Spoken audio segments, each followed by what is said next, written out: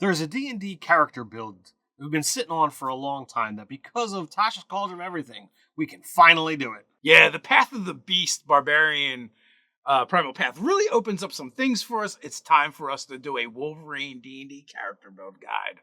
I'm Nerdarchy Ted. I'm Nerdarchy Steve. Welcome to Nerdarchy. For nerds, by nerds.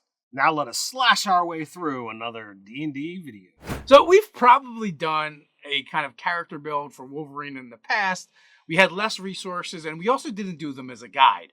What is the difference between when we do the build as a guide and as a character build? The difference is one of them you could actually make and play. The other one probably not. When we do Marvel characters or superheroes, especially super powerful ones that have been around for a while, most of the time they far exceed that level 20 cap, and we throw the kitchen sink at them because, let's face it, superheroes are much different than D&D characters. D&D is going way more in that direction, but still, it's not quite the same.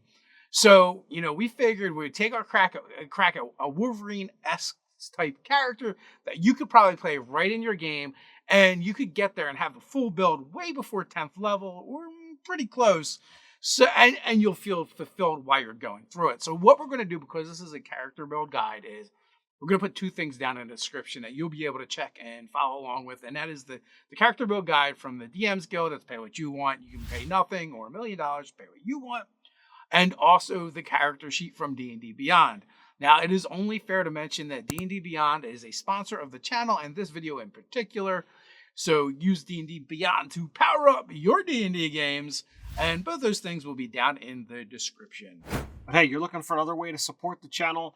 Why not check us out over on Patreon? Support us there.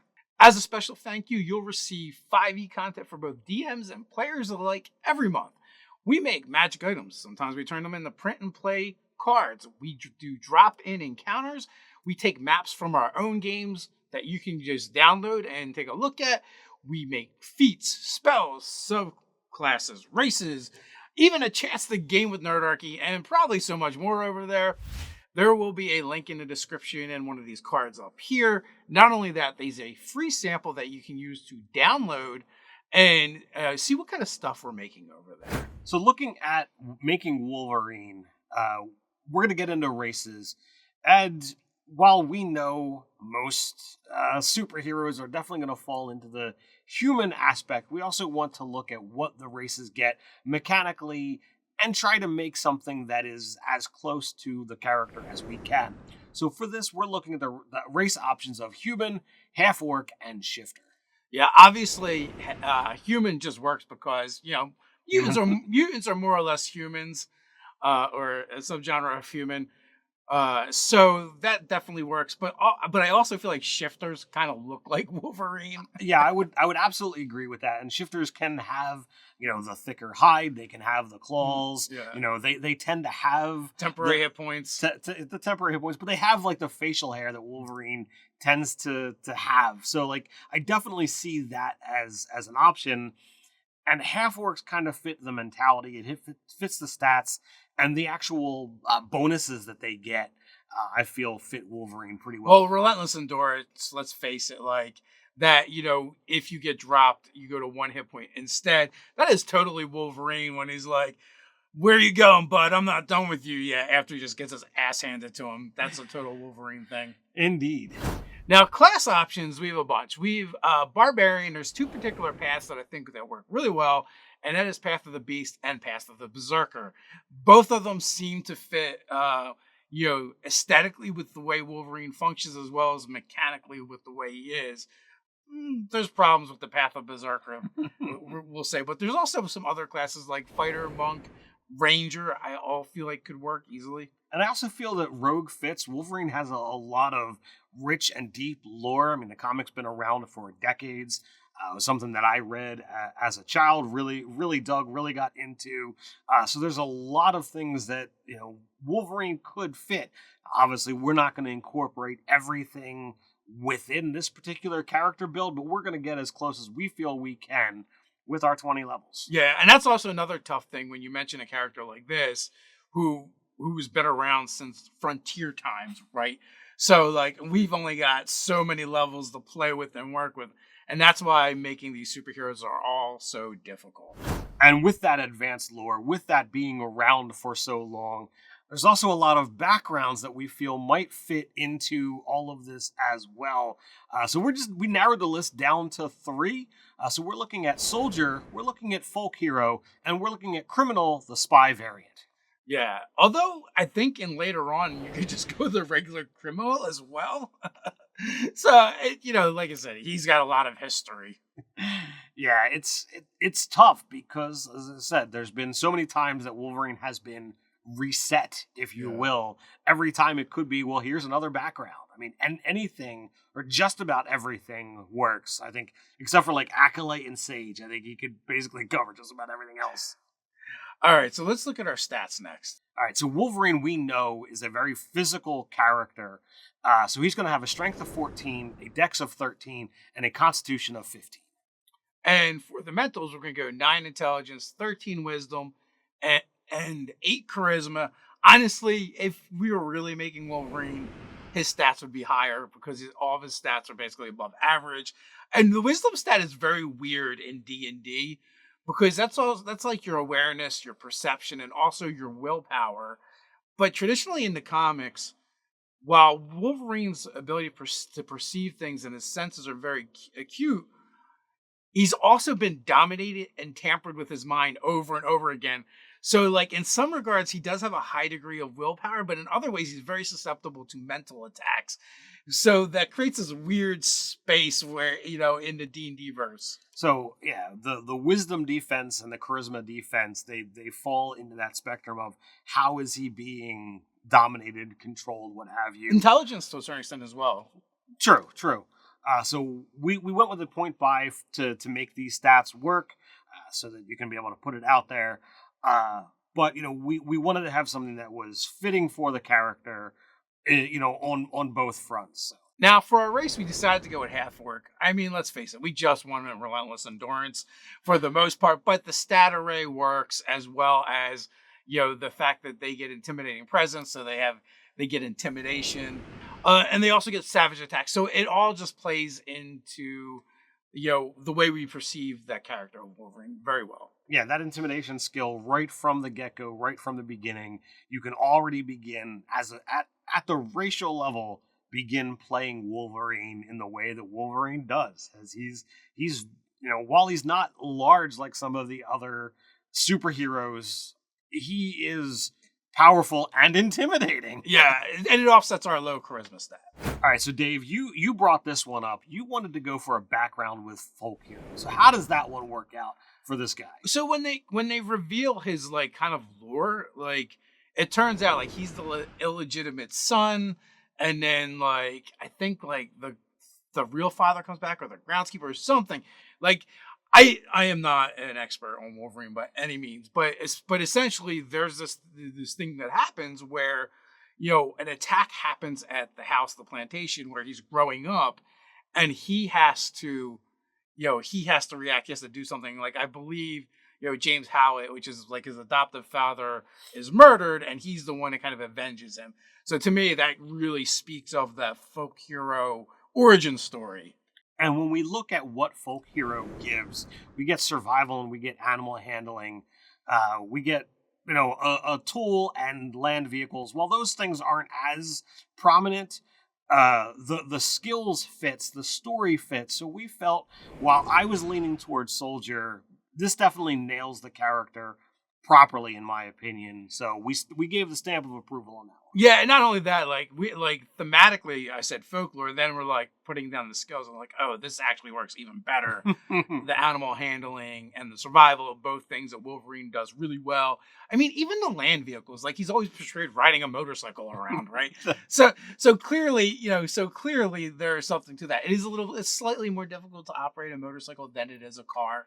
So I think it kind of works. And then woodcarver's tools, we went with those. But we're like, he really doesn't really use the tools to carve. It just uses the claws. Which we'll get to eventually. Yes. All right, so without further ado, we're going to get into the class. And for this one, we are going to bum rush Barbarian for 6 levels. Right off the bat, we're going to get perception and athletics. So I feel like we're really filling out nicely with the skill set that we believe Wolverine would have, the feel, the flavor. By taking it 6 levels of Barbarian, we're going to be able to get our Primal Path at 3rd level, Path of the Beast, because why? They have claws. Hello, it only makes sense. And, at this point, like, I really feel like we have a Wolverine-esque type character at 6th level, which is really important to mention, is the fact that you're going to get, you get like an extra movement thing that you can use. It's climbing, swimming, or jumping, 2 of which make a lot of sense for Wolverine. Yeah. Swimming, maybe not so much. I think having your bones laced with adamantium does not make you a great swimmer. But the great part about the Path of the Beast, is you get these abilities when you rage. And what happens when Wolverine pulls out his claws? He gets angry. So one begets the other. And we felt that this really fits, whether, Wizards of the Coast was giving the nod towards that beloved character of Wolverine, or whether it just happens to completely coincide with this, amazing character. I'll take it whichever direction it came from. But it really fits well. The jumping, the climbing, it fits for this particular character in so many great ways. And it just makes me love this particular build. And even before we get there, right at 1st level, we're going to get Rage, which just makes sense for a Wolverine-style character, because that's the thing, like, Wolverine's very dangerous and deadly, but more so when he loses his temper. But also that's going to allow him to shrug off damage. We can't really replicate a healing factor at these early levels in D&D, but the ability to shrug off damage, I think, helps a lot. Also, unarmored defense, which means we're just really tough, and that's one of the things Wolverine is kind of known for. Reckless attack. Eventually, we're going to get that. That makes a lot of sense for a Wolverine-style character as well. At 4th level, we're going to get an ASI. We're going to take a feat. We're actually going to take one probably you didn't expect, Skill Expert, because we want to take it and get a bump to our dexterity to get rid of that odd number. Also, Wolverine is pretty agile. We took acrobatics as well, and then we also took expertise and survival to make us good at tracking. So this is going to improve our armor class, which we know Wolverine is agile. This is going to give us the skills that really flesh out Wolverine in a very, real manner, because we know that he absolutely is. So this is further solidifying. But after 6th level in Barbarian, where are we going to wind up going? So real fast, also, before we move on to where we go after Barbarian, is that we use the optional rules from Tasha's Cauldron and everything, which means Barbarians at certain levels get to take more skills. In this case, we took Nature, which is also an area of expertise for Wolverine. So that made a lot of sense. So for our 7th level, we are going to go with Monk. Why are we going to go with Monk? It's because we want to be able to use martial arts. Now, because we're going to use the claws from Path of the Beast, which counts as a simple martial weapon, for us, we feel like that falls under the rules for martial arts weapons. Now, when you make an attack with your claws, you can make a additional attack as part of that action. At 5th level, that means 3 claw attacks. Technically, you could not use your bonus action and make another claw attack because they're not weapons. You can't 2-weapon fight. Right. But if you use your martial arts, you can then. So now we can do 4 attacks. And not only that, if when we gain more ki, we can actually, or more abilities from Monk, we can actually use Flurry of Blows and go from 4 to 5 attacks. And that's another thing that I think Wolverine is kind of known for, is like going crazy and making tons of attacks and just ripping through things. So imagine, Wolverine going in with 5 attacks, all attacking recklessly. You got a good chance out of 10 dice rolls of rolling a crit in there, right? Yes, and which is even better because you happen to be a half-orc. So from here, we're going to take 2 levels of fighter. We know that Wolverine is a very skilled combatant. He has studied numerous weapons, numerous different fighting styles throughout his long history. So at this point in time, we felt it's really worthwhile for him to go down that direction. So while he can put on armor and pick up just about anything and fight with it, we decided we're going to go ahead and take levels of fighter. So at 1st level, we're going to get our fighting style, which we took blind fighting. We felt that fits very thematically for him. And since none of the other actual combat styles work with his claws, Yeah. it was, kind of a no-brainer for us. We're going to get our second win, and the real fun part is we're going to be able to get that action surge to get even more attacks. Yeah, a couple things. Blind fighting really drills down on the fact that Wolverine has these superhuman senses. Second wind is we can't really regenerate or have a healing factor per se, but that does give us hit points back. So I think that works thematically. And then, what's better than getting 5 attacks in a round? Getting 8. Yeah, and now with that 16 rolls, attacking recklessly, your chances of having those crits have gone up even more. From here, we're going to jump back into Monk for 3 levels. That is going to give us a couple things. We're going to get things like slow fall. We're going to increase our movement even more. Wolverine is small, but he's also very fast. And between Barbarian and Monk, we're going to be able to have a very decent movement speed. We're going to take our monastic tradition. We're going to go way of the Kensei. And, for our first Kensei weapon, we're going to take claws. We're going to take longbow just because we can. And the reason why we want to take our claws is basically when we have those, when we have that in our hands, we can add to our armor class. Yeah, this is going to give us a +2 to your armor class while you have them out. It definitely took some specific looking at the exact wording of Kensei and the claws, the bestial transformation, to make sure that it fit the requirements of everything, and it absolutely does. So we're like, boom, nailed it, let's do it.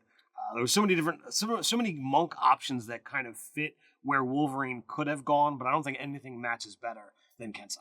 And also we can, he uses his claws to block things all the time. So we felt like that worked out really well. We are going to get calligraphy supplies. Well, we felt like Wolverine has been depicted as kind of like a samurai at different times. So that kind of felt. We are going to get an ASI. We're going to take a +2 to con because that helps with our armor class. And also Wolverine is very hardy. Also, we'll be deflecting missiles. Again, totally a Wolverine thing to do. Just as he knocks arrows out of the air.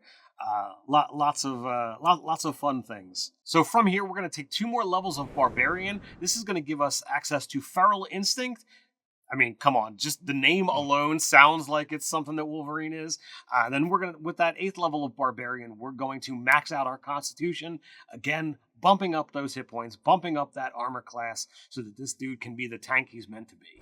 So from here, we're going all fighter all the way. And honestly, it's also going to give us our martial archetype, which we're going to go with champion because improved critical is going to be awesome for someone rolling this many dice. Now we crit on a 19 or 20 instead of just a 20. As we said, we can reckless attack for 16 d20s. At least one of them has got to be a 19, right? Unless Dave's rolling. Yeah, it's true. That is true. We're also going to start working on getting that strength up. We want to max it out to get it to a 20.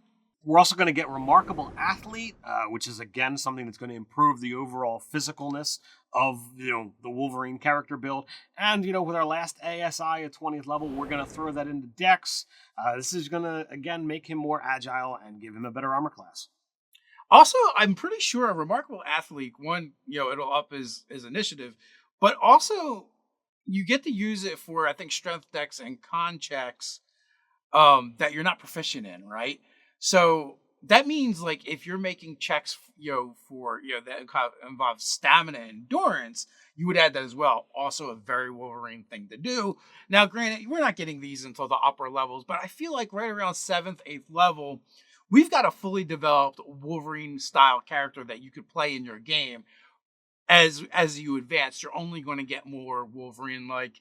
Now, one of the things we are doing that we don't normally do with these character build guides is we're going to throw a ring of regeneration on this character to simulate the healing factor. It's like kind of the only way to do it. Regeneration is super powerful in D&D and has been for as long as I've been playing. It's one of these like items that, fighters long to have. But you really can't be Wolverine without it. So we went ahead and we put it on the character sheet. We're mentioning it here in the video because it's kind of the big deal. And if you're playing this character build, there's no guarantee that your DM is going to give it to you. But we're saying that the DM should, because it absolutely fits. And especially in 5th edition, it's not game breaking anymore. It's not like, oh, I just heal all the time and, blah, blah, blah. It's meant to recover in between encounters. And, it depends upon how many encounters you're having. So the question, Ted, is how to use Wolverine as an NPC in your game. So the great part about the Wolverine character is, by lore, he's been a puppet of so many different characters, so many different figures. So it's very easy to just be like, oh, here is somebody that's hunting the party. Whoever the bad guy is, if they are an intelligent, possibly powerful figure that can mind control, boom, this guy's a puppet. He could be hunting, and no matter how many times they put this dude down, he gets back up and comes after them until they figure out, oh, we need to break the mind control. So this could be a very reoccurring villain, very powerful. There's no way to get away from him because he's that good of a tracker. He's that good of a fighter. And it's not like you can, take away his weapons. They're right there. I mean, you could always do the misunderstanding as well, because that happens in like all comic books. I think Wolverine has fought like every other superhero there is. Like, some of the more notable ones, obviously Incredible Hulk, where he first appears in 180, yep. Hulk 181. Fighting the Incredible Hulk 180 has like a cameo, and then it's the foreshadowing. Yeah. But he's also fought the Punisher. He's also fought Spider-Man. And so many more. And loses a lot. he does lose a lot, but he also wins a lot. So, It's true. But I mean, like, Wolverine punches out of his weight class because he knows, like, it doesn't matter. He's going to get up tomorrow. Because I believe he's, like, been atomized at some point and been, like, regenerated. I'm good. I mean, superheroes get a little ridiculous after a while. But anyway, would you allow this character in your game? Would you play this style character? If you're the DM, would you humor your player and give them the ring of regeneration, or be like, nah, you got to earn that, dog? Let us know down in the comments. Share your thoughts and opinions with the Nerdarchy community. While you're down there, don't forget to do all those fun things like, share, subscribe. Even go ahead and, snick that notification bell so you don't miss a single video. Quick reminder, we drop new videos here on the channel on Mondays, Wednesdays, and Fridays. Come on back and see what's new, but you can't wait till then. No worries, we got you covered. Up here, there's a card. Click it. You can check out the Master Thinker D&D Character Build Guide. So until next time, stay nerdy.